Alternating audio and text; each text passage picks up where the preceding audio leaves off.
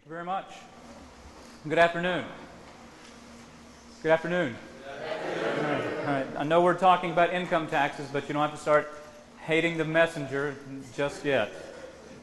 Just out of curiosity, and I won't be offended by your answer, how many of you are here mostly or totally because of extra credit?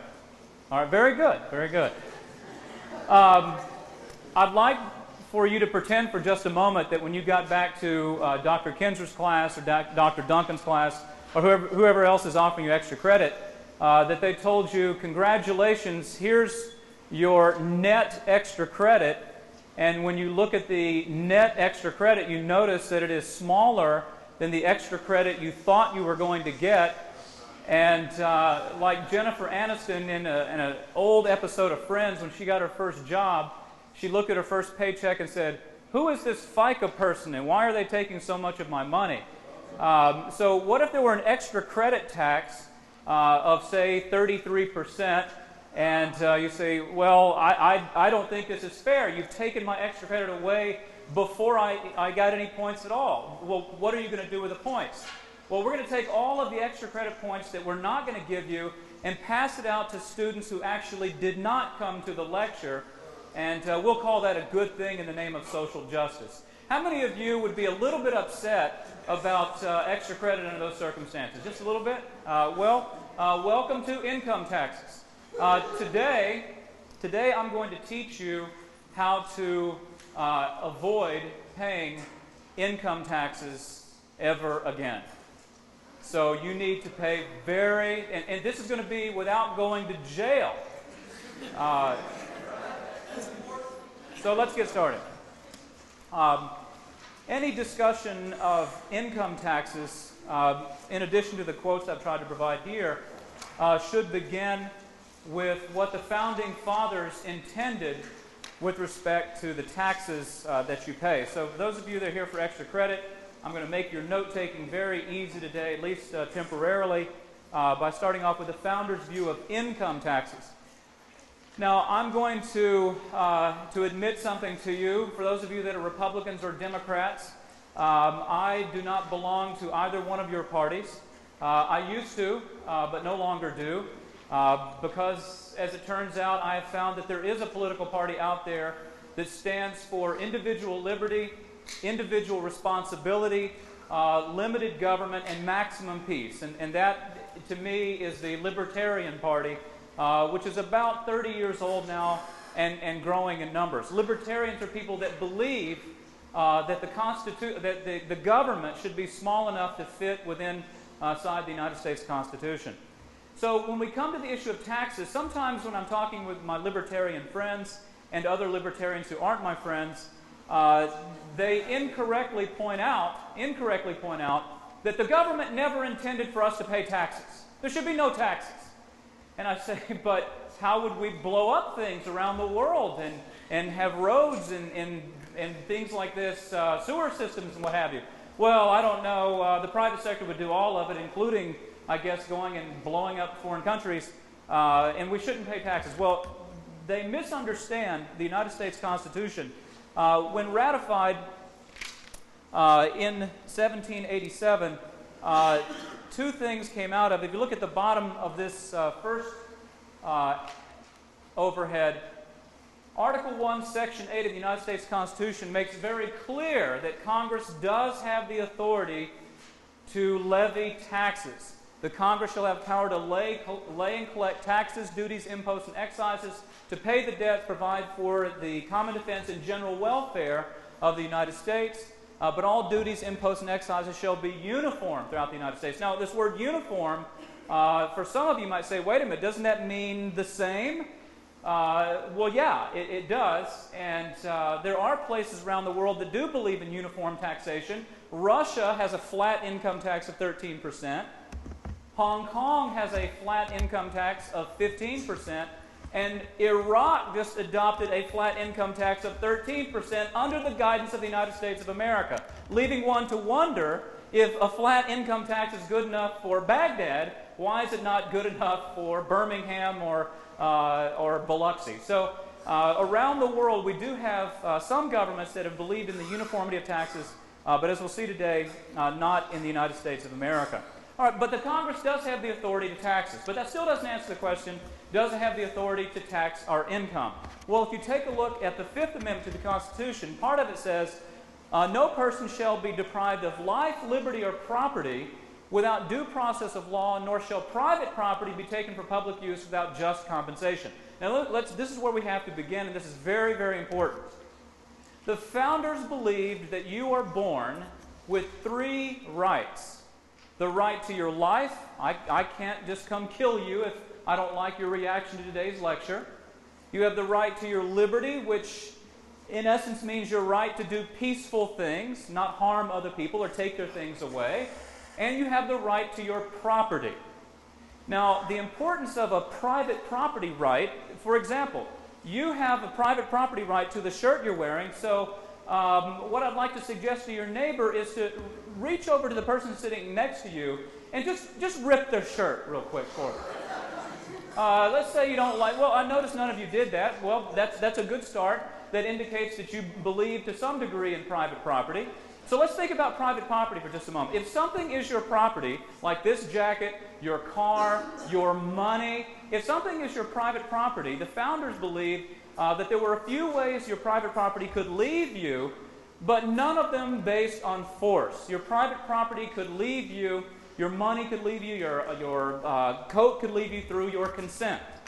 Meaning, you have the right to trade away your shirt, to give it away, to die and bequeath it to somebody, or sell it. Now, I know I've got some constitutional scholars in here that would point out, what about eminent domain, the right of superior ownership where government can take somebody's house to put in a military base, or these days to put in a Walmart or a Home Depot? Well, it still at least mentions just compensation there. But if you think about income taxes, your money is taken from you by the federal government before you ever get to touch it. It's not like it was before 1942 where at least your bill came all at once and then you sent in a check. We'll get to that. So when you get your check, it says gross pay. That's the contract you have with your employer. And then you see the deductions, and then it gets to net pay. So you don't even get to touch it before you pay tax. Now, under the assumption, and this is critical, if you don't buy into this assumption, the next 40 minutes is going to be a total waste of your time. You'll do the extra credit, move on with your life. But under the assumption that the money you agree to with your employer is your money to begin with, if the government takes part of your money or your property against your will, that is a violation of your private property rights. Which is why, for example, Thomas Jefferson, in his first inaugural address, went on to say, "A wise and frugal government shall restrain men from injuring one another, shall leave them otherwise free to regulate their own pursuits of industry and improvement, and shall not take from the mouth of labor the bread it has earned." This is the sum of good government. Shall not take from the mouth of the labor the bread it has earned. The founders, if I can get the cell phone turned off, I'd appreciate it. All right. Now, I wouldn't come take your private property, but it is annoying to me. So anyway, the founders, even Alexander Hamilton, who I'm not that fond of for a few reasons, even Alexander Hamilton in the Federalist Papers mentioned that taxes should be ostensibly voluntary. Now you think, well, come on. If taxes were voluntary, nobody would pay them. Incorrect. From 1787 until 1913, taxes in the United States of America were voluntary because the country was run, with the brief exception for the northern states during a 2-year period of the Civil War. From 1787 to 1913, the country was run with voluntary taxation, which means sales taxes. Taxes on alcohol and tobacco, sales taxes on foreign products coming into our country. This is the nature of voluntary taxation, where you go into 7-Eleven and you tell the clerk, I'd like 10 gallons of gas and a Slurpee. And they say, well, okay, well, the 10 gallons of gas will be $17.30, and the Slurpee will be $1.09 plus tax. And you say, excuse me, what's this plus tax thing? Well, yes, we charge you $1.09 for the Slurpee, but there will be a 6.5% sales tax on top of that. And if the clerk had studied economics in the Constitution, the clerk might then say, do you consent today to pay taxes? And you could say, well, you know, I think I can live without that Slurpee today. I do not consent to pay taxes today. As a matter of fact, I'll walk home. I don't even want the gasoline. With voluntary taxation, sales taxes, as we'll see today, you get all of your money. Now, imagine for just a second, on your next paycheck, there's no gross pay, no net pay, there's just pay. And it's hard to imagine, isn't it? Well, we're going to get you to a world where that happens someday. You guys may very well find yourself in the next 20 years part of a revolution to get rid of income taxes, but you need to know how to do it before we get there. All right. So we rocked along until 1913 without any such thing as a federal income tax. But in 1913, some things began to change. First of all, politically, it was becoming increasingly unpopular for some people that the richest Americans were not paying, quote unquote, and we still have this argument today, their fair share of taxes. So there was actually a movement among some people who were not rich to start taxing the income of rich people. We had brewing conflicts in Europe. We had just come off the Great Depression of 1894, and so Congress started to kick around the idea of an income tax. And bear in mind, Congress had tried to do this before. In 1894, Congress passed an income tax, but the Supreme Court ruled it unconstitutional. That should tell you a lot about the Supreme Court's readings of the Founding Fathers' intentions that you were supposed to pay taxes, but not by force. Property can't be taken by force. So, we come to 1913, and the United States Congress is finally able to convince the American people to go along with income tax.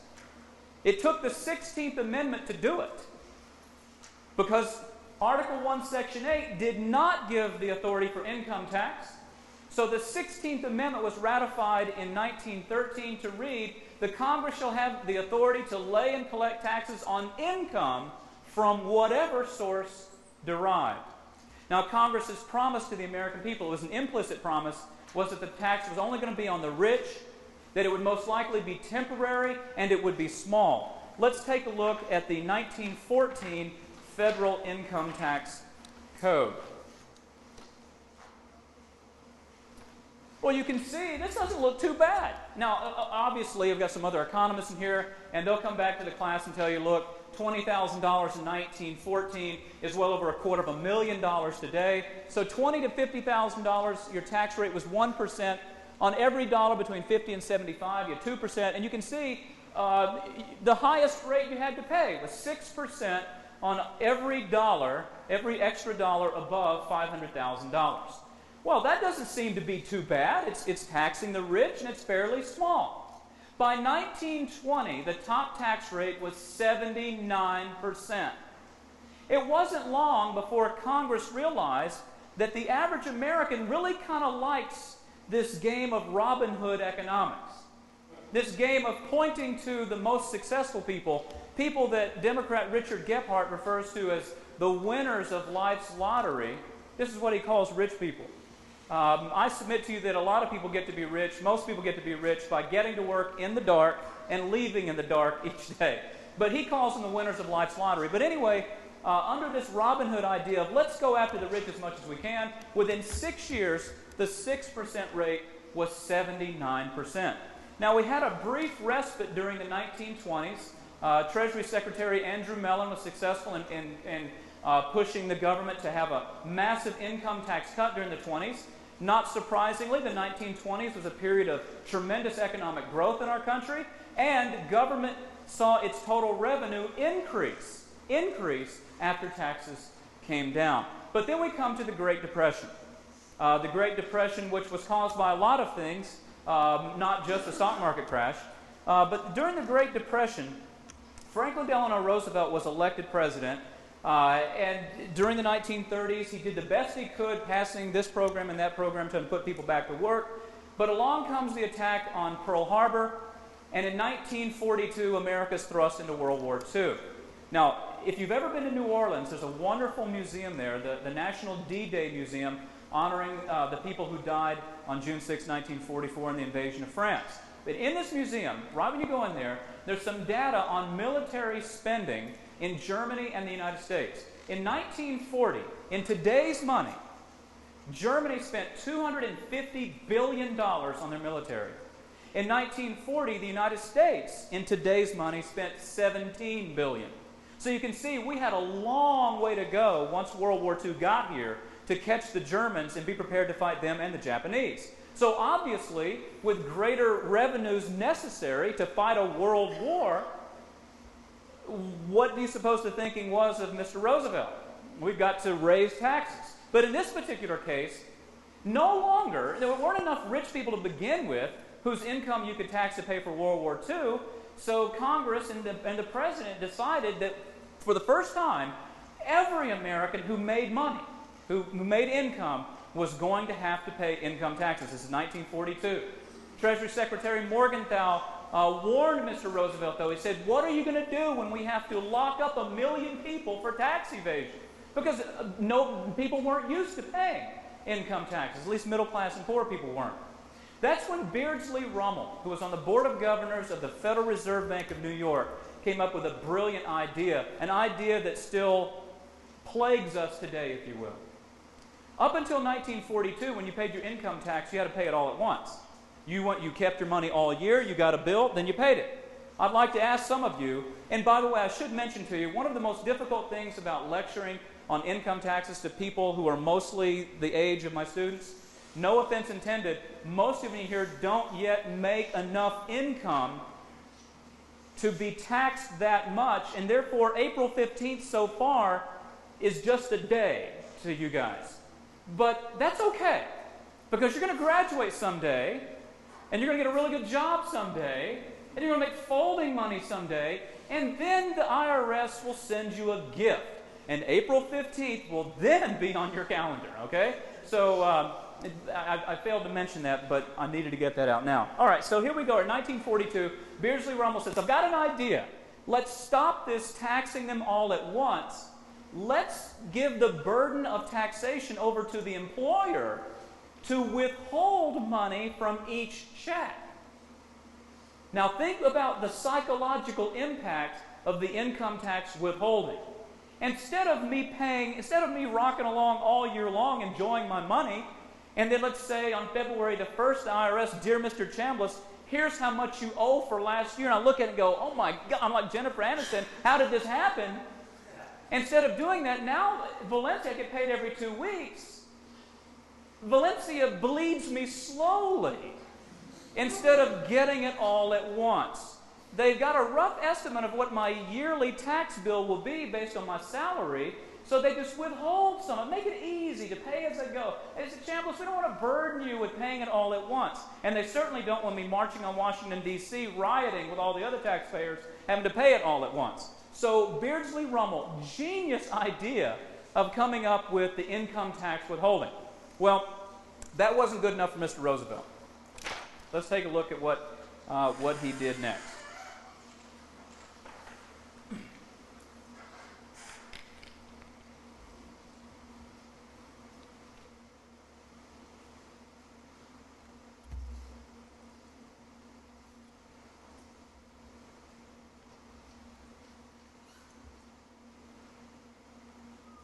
You understand what you're reading here?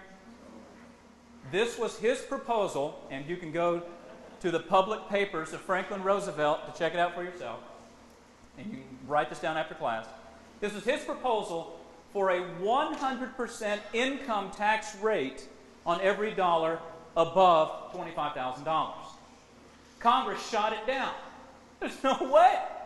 We are elected officials, and you go 100% tax? Roosevelt signs the first executive order in America's history on income taxes. An executive order like a king or a dictator would sign, saying that income tax rates would be 100% on every dollar above $25,000. In December of that year, the IRS comes to Franklin Roosevelt with some interesting news. Thus far, for the year 1943, 0 Americans had reported incomes of $25,000 a year or more.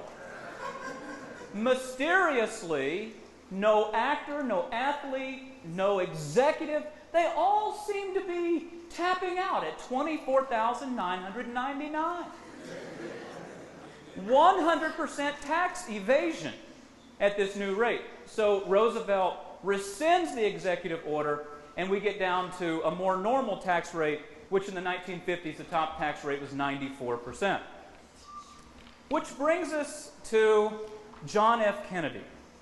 Now, I love John F. Kerry running around talking about taxes. I saw a commercial the other day with my wife where John Kerry said if he's elected or when he's elected president, he would turn the American economy around. I believe him. The American economy has been growing for 2.5 years. I do believe he will turn that thing around.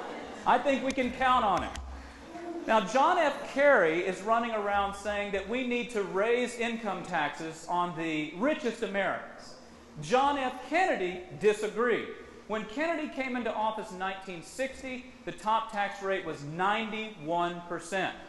John F. Kennedy, in December of 1962, in front of the New York Economic Club, said that the problem in America was that the rates were too high and revenues were insufficient, and that the best way for government to get more revenue was to lower the rates. If any of you would like to see the source for that quote, make sure you see me after class, because I know there's some Democrats out there. I want to set you Democrats free.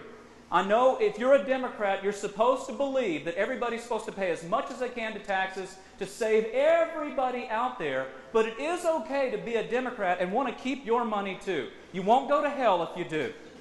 All right. So Kennedy, well, he dies in 1963. After he was assassinated, Congress passed his tax cuts, and the top tax rate went down to the very generous rate of 70%. Now, when you hear top tax rate, again, that means that after a certain point, you got to keep 30 cents of every dollar you earned, and the government took 70. And this went on until 1981. In 1980, Ronald Reagan was elected President of the United States, arguing that the time had come for the government to get out of the wallets of the American people. When Reagan took office in 1981, there were 14 individual tax brackets, the highest of which was 70% from the Kennedy days. Reagan came in, and I know it's a long quote, so bear with me for a second. At the peak of my career at Warner Brothers, I was in the 94% tax bracket. That meant that after a certain point, I received only 6 cents of each dollar I earned, and the government got the rest. The IRS took such a big chunk of my earnings that after a while I began asking myself whether it was worth it to keep on taking work. Something was wrong with a system like that. When you have to give up such a large percentage of your income in taxes, incentive to work goes down. When government confiscates half or more of a corporation's profit, the motivation to maximize profit goes down, and owners and managers make decisions based disproportionately on a desire to avoid taxes. They begin looking for tax shelters and loopholes that contribute nothing to the growth of our economy. Their companies don't grow as fast, they invest less in new plants and equipment, and they hire fewer people. Any system that penalizes success and accomplishment is wrong. Any system that discourages work, discourages productivity, discourages economic progress is wrong. If, on the other hand, you reduce taxes and allow people to spend or save more of what they earn, they'll be more industrious, they'll have more incentive to work hard, and money they earn will add fuel to the great economic machine that energizes our national progress. The result is more prosperity for all and more revenue for government. A few economists call this principle supply-side economics. I just call it common sense. The voters called it common sense too, and he wins in a landslide in 1980. His first tax cut, the Economic Recovery Tax Act of 1981, cuts taxes across the board for the rich, the poor, and the middle class by 30%. There was another tax cut in 1986. In 5 years, as a result of the Reagan Revolution, tax rates, the brackets went from 14 to 2. There was the 15% bracket and the 28% bracket. So all of a sudden, the winners of life's lottery, the people that create jobs, invest in new plants and equipment, the Bill Gates of the world, the Fred Smiths of the world, the chairman of FedEx, all of a sudden, on those extra dollars they were earning. Instead of keeping 30 and then trying to figure out how to grow their business with 30 cents on the dollar, they were keeping 72 cents. Now, I know what some of you are thinking. Mr. Chambliss, I was raised in government schools, and I was raised to believe that rich people are evil. Well, some of them are. Some rich people are bad. But why don't we every now and then judge rich people not by their motivation, but by the outcome of them trying to get rich? I mean, Bill Gates can't come steal from you. Fred Smith can't hold you at gunpoint and say, you better go to FedEx instead of UPS or I'm going to shoot you. I'll take questions just a little bit. They can't use force to take your money away. Government, as we all know, is the only institution that can use force to take away your private property. They have to encourage you to buy from them, and that's how they get money. And so we may not like them very much, but rich people do some very interesting things. I saw Oprah Winfrey the other night on a A&E biography, and she was asked, because she became a billionaire just a couple years ago. Good for her. And the reporter said, do you at all feel guilty about... And she said, not at all. She said, I'm proud of every dollar, and I love this next part. She said, I'm proud of every dollar I've created. That's beautiful. See, there's not a distribution of income out there. There's not some big pile of money and the government distributes, okay, well, here's some for you, here's a lot for you, Oprah, here's even more for you, Bill Gates. They don't distribute it like a deck of cards. Oprah overcame sexual abuse. She overcame a bad education. And through the incredible work ethic and drive that she had, she created that $1 billion for herself. And then you've got jerks like Richard Gephardt and John Kerry coming around, whose job as government officials, see how much of it they can take, trying to encourage you to resent Oprah for serving her fellow man. Now, this is the kind of nonsense that has gotten loose in our country. That I don't even know why. When you're in graduate school at 4 o'clock in the morning studying for final exams, you've got to ask yourself, am I going to be that thrilled at the result of this, the income and the taxes that I get to pay on this? Now, you're going to go ahead and do it, and that's great. But for people to castigate you for being wealthy, Reagan was right. The government will get more money because people don't shelter their money. They don't look for offshore accounts. They put it back into the economy in the form of consumption, saving, job creation, and the government gets more of your money to waste on stuff. So, Reagan leaves. We have 2 tax rates. I want to jump ahead to where we are today.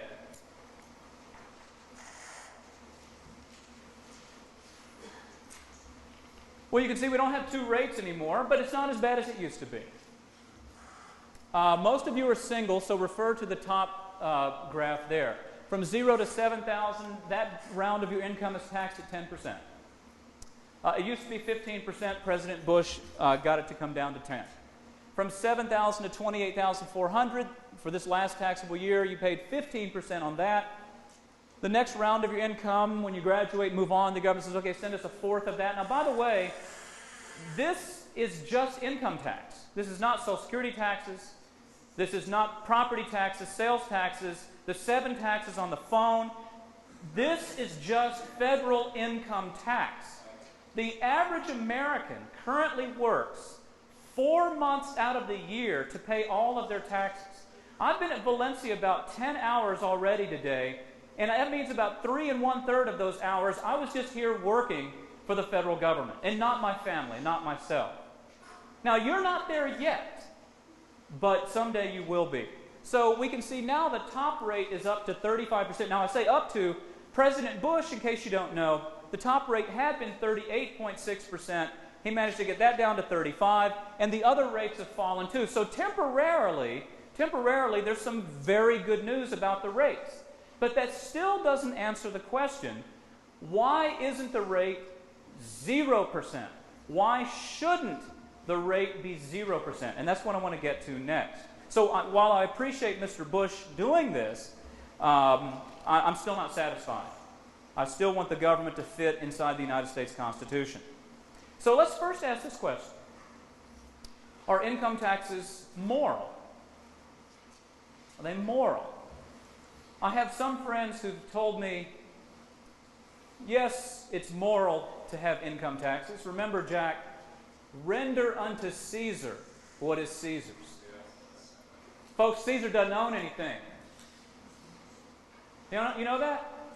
Caesar did not sign the contract that you signed to go to work.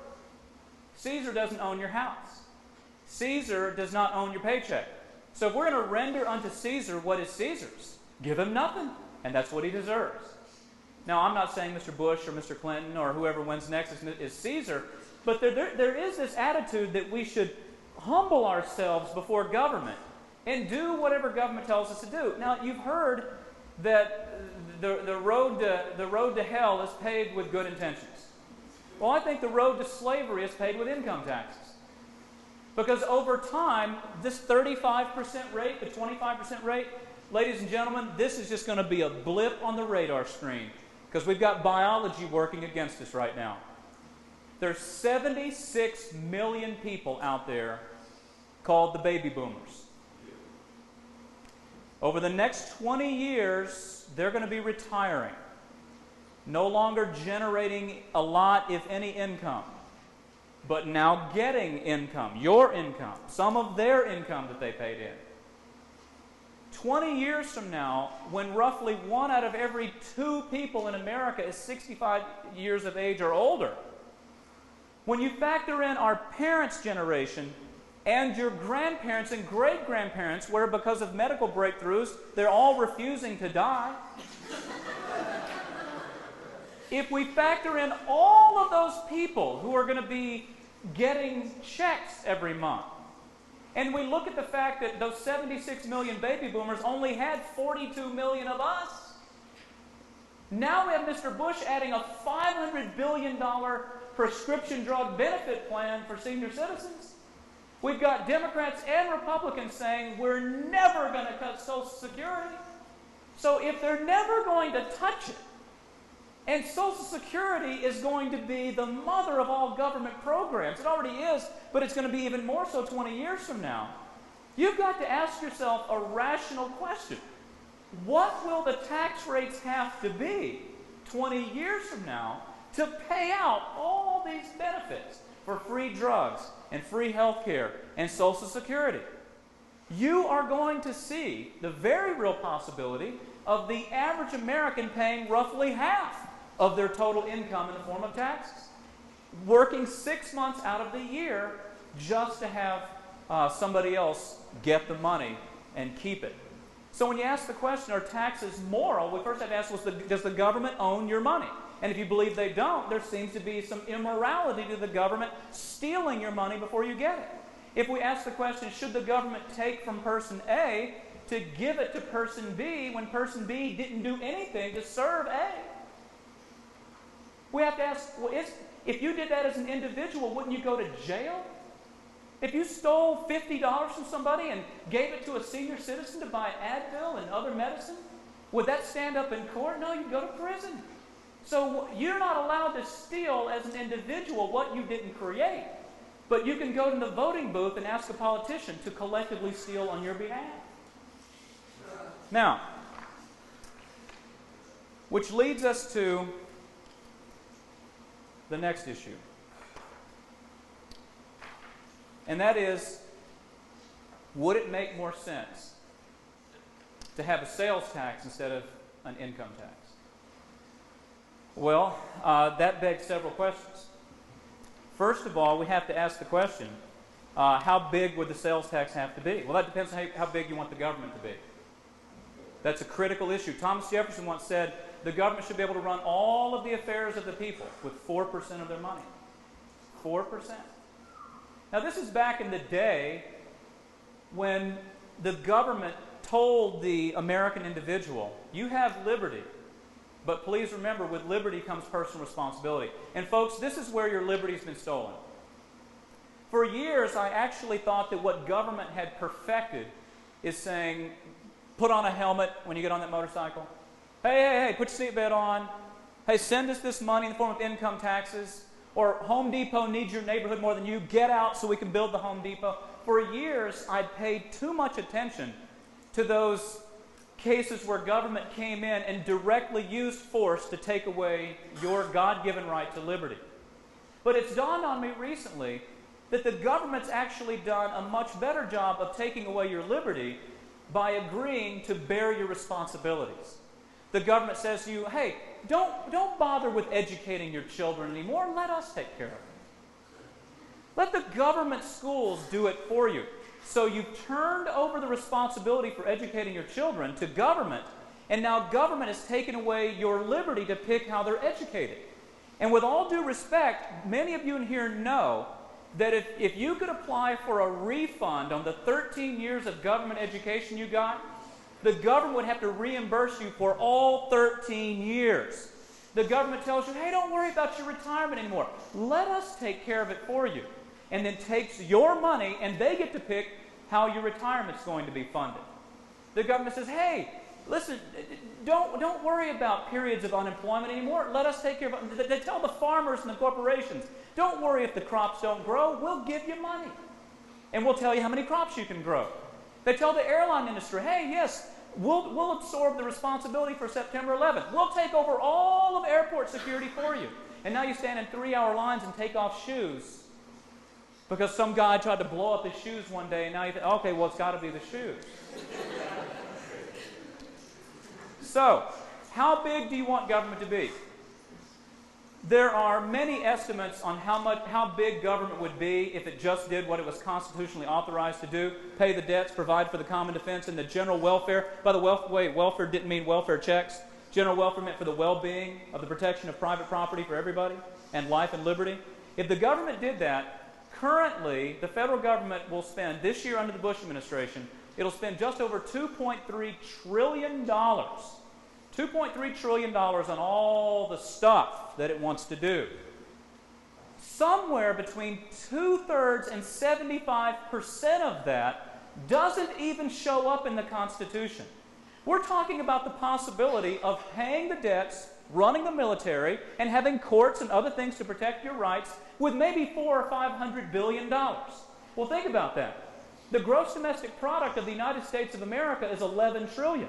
A 10% national sales tax would mean the government would take in $1.1 trillion. A 5% national sales tax, the government would take in about, we're actually very close to Jefferson's 4% uniform tax across the board. Now, we've got to take baby steps. There's a group out there called, there's a website called fairtax.org. It's in the handout. We're going to get to that in just a second. And this group has successfully accomplished something that I did not think I would see anytime soon.